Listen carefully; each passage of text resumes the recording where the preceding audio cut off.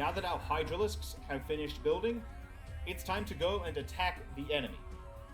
To do this, we need to hold down our left mouse button and draw a box to select several of our units at once.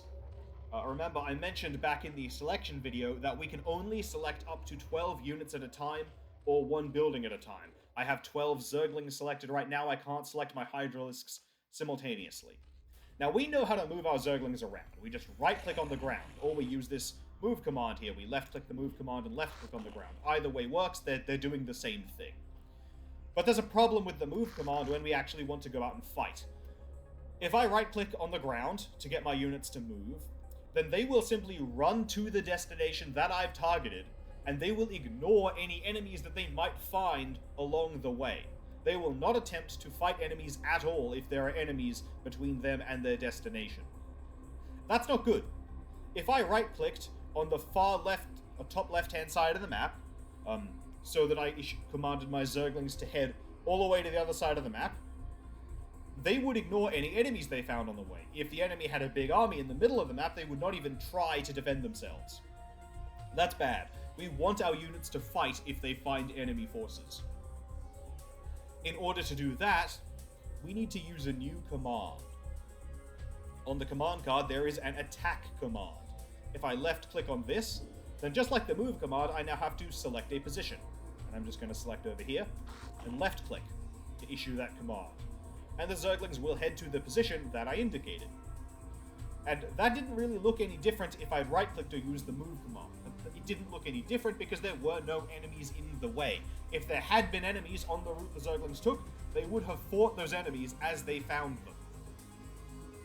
So if I left-click on the attack button and left-click on the ground, then my units will head to the position I targeted, and they will fight enemies they find on the way. This is how we want our armies to move around, using the attack command targeted on the ground, so that they will fight enemies as they come across them. Now, we can keep left-clicking this attack command and ordering the Zerglings to move forward, but another option we have is rather than left-clicking down here, and then left-clicking on the map somewhere, we can press the A key on our keyboards. So I'm going to press A on my keyboard, and notice my mouse is going nowhere near the command card in the bottom right. I'm going to press A on my keyboard. A.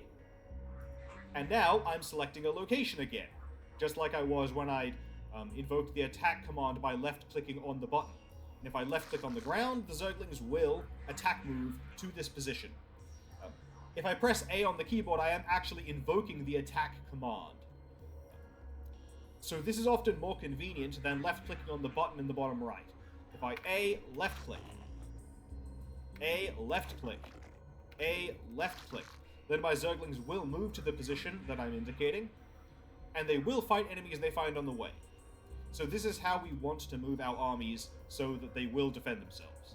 So A, left-click, and let's keep looking. We need to find where the enemy base is. A, left-click, A, left-click, A, left-click. And we found an enemy Zerg base over here. There's some creep, and there's a few enemy Zerglings. So let's A, left-click, and see what we've got. More enemy Zerglings and a Hydralisk. We've also got an enemy Overlord here, and here's a hatchery. So we found one of the enemy bases. And our Zerglings can start to take this out. So this is good. We're doing some damage to the enemy forces.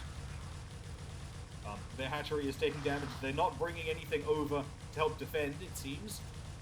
So this is good for us. We're destroying one of the enemy's outposts. And now the Zerglings are going to go kill the enemy larvae. The larvae take a while to kill because they have high armor. I'm not going to explain armor anymore in these videos, but that will come up later on in the details of StarCraft sub-series, where I'll explain exactly how armor works. But we've destroyed this enemy base. That's good for us. But that wasn't all of the enemy bases. There are more enemy bases somewhere else on the map, and you'll notice we're not at the full top left of the map, where the enemy's main base is going to be. So let's move up this ramp. A, left-click, and let's see how we do. There's a few more enemy units over here. Some of the Zerglings are having trouble figuring out what direction they should go in. But the enemy has quite a few units on top of that ramp. That's not so good for us. We lost all of our Zerglings. So, we attacked, we found the enemy base, we did some damage, but we did lose all the units that we sent to attack. So we're going to have to rebuild back at home in the next episode.